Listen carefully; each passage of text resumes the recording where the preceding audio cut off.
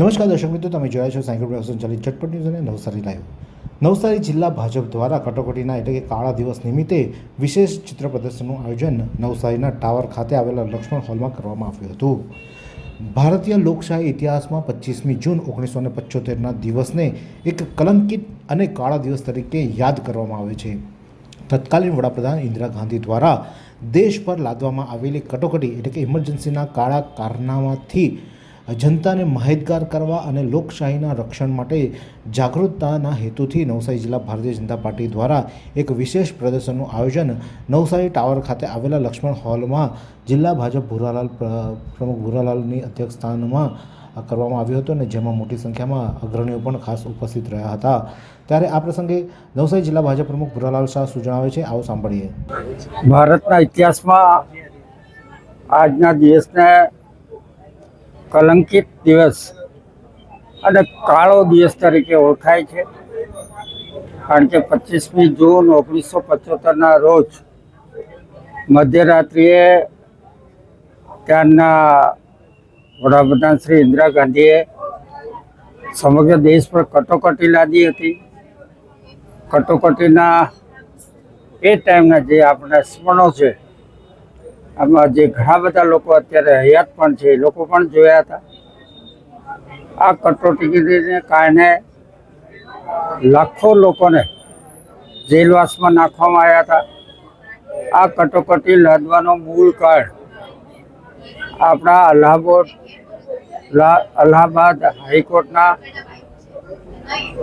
એક ચુકાદાને કારણે આ કટોકટી લાદવામાં આવી હતી. ત્યારે દેશના વડાપ્રધાન શ્રી ઇન્દિરા ગાંધીના એમની ચૂંટણીમાં એમને ગેરલાયક ઠેરવ્યા હતા અને એમની ચૂંટણી રદબાતલ કરી હતી. ત્યારે ખરેખર હાઈકોર્ટના ચુકાદાને માન્ય કરીને આ લોકશાહીના આટલા મોટા દેશમાં એના માથે ચડાવીને ફરીવાર એમને રાજીનામું આપીને ચૂંટાવવું જોઈએ. એને બદલે પોતાની સત્તા ટકાવવા માટે સમગ્ર દેશમાં એ ટાઈમે કટોકટી લાદી. લાખો કરોડો લોકો પર અત્યાચાર કરવામાં આવ્યા. કટોકટીને લઈને લાખો લોકોને, પાર્ટીના કાર્યકર્તાઓને, વિરોધ પક્ષના લોકોને, સેન્સર, મીડિયા, પ્રિન્ટના લોકોને જેલવાસમાં નાખવા આવ્યા અને ઘણા બધા લોકોને મીસામાં નાખવામાં આવ્યા. તેની જે સ્મરણો હતા એને લઈને આજે ભારતીય જનતા પાર્ટી એ દિવસને કાળા દિવસ તરીકે સમગ્ર દેશમાં ઉજવે છે.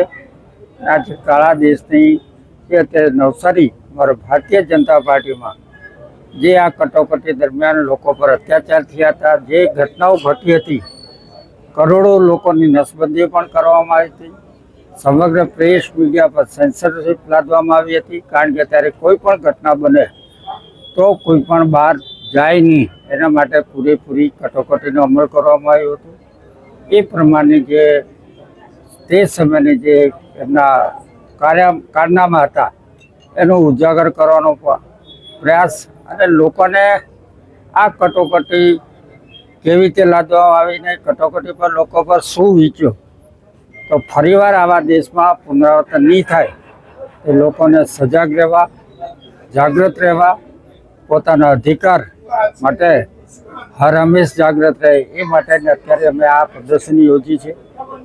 આપના માધ્યમથી સમગ્ર નવસારી જિલ્લાના લોકોને હું અપીલ કરું છું કે આ પ્રદર્શનીનો આપ અચૂક લાભ લો અને જોઈને આપણા પોતાના જીવનમાં આ કટોકટીના જે દિવસો લોકો પર વીત્યા છે તેની ફરીવાર પુનરાવર્તન નહીં થાય એના માટેના સમગ્ર આપણા આજુબાજુના લોકોને આની પ્રેરણા મળે અને લોકશાહીને ટકાવી રાખવા માટે આપણે હર હંમેશ તૈયાર રહેવું પડશે.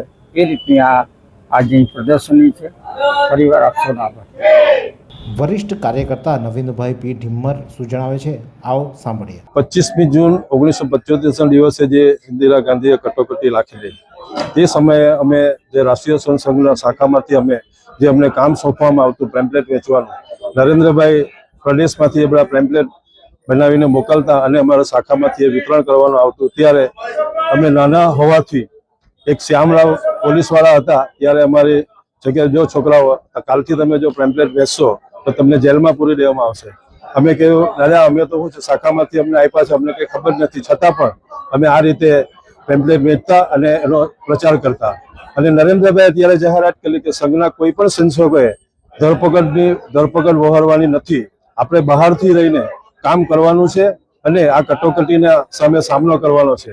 અને નવસારીમાં તે ટાઈમે શ્રી રાવજીભાઈ અમીન અને શાંતિભાઈ પટેલ અને પ્રભાકરભાઈ સોનાર, પ્રભાકરભાઈ અને શાંતિભાઈ પટેલ RSSના કાર્યકર્તા હતા અને રાવજીભાઈ અમીન જનતા પાર્ટીના કાર્યકર્તા હતા. તે દિવસે જ્યારે તેમની ધરપકડ કરવામાં આવેલી અને એમની સાબરમતી જેલમાં પૂરવામાં આવેલા. તે સમયે અમે હું અને રમણભાઈ પટેલ કરીને સાબરમતી જેલમાં પણ એમને મળવા માટે ગયેલા.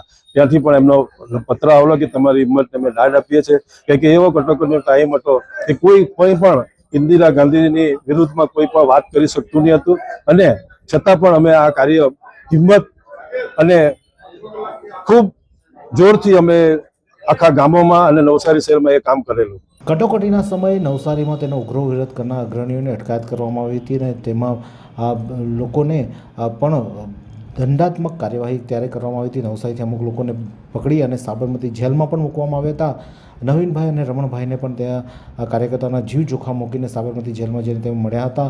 અને ઇન્દિરા ગાંધીના શાસનકાળમાં વ્યાપેલા ભયાનક અતિશય માહોલ વચ્ચે નવસારીના યુવાનોએ સંઘના નિષ્ઠાવાન કાર્યકર્તાઓની હિંમતભેર લોકશાહીના પુનઃસ્થાપન માટે ગામડે ગામડે ફરી અને પોતાનો પ્રચાર અભિયાન કર્યો હતો અને તેને જીવંત રાખ્યો હતો અને જેના લઈને રાષ્ટ્રીય હિત માટે તેઓએ મજબૂતાઈથી ત્યારે કામ પણ કર્યું હતું તેવું પણ તેમણે જણાવ્યું. ત્યારે નવસારીમાં પણ આજે કટોકટીના સમય જે હતા તેના કિસ્સાઓ વાગોળાયા હતા આજે, અને લોકોએ તેને યાદ કર્યું હતું અને જે કાળો દિવસ તરીકે આજે તેની ચિત્ર પ્રદર્શન નવસારી ટાવર ખાતે આવેલા લક્ષ્મણ હોલમાં યોજાયું હતું.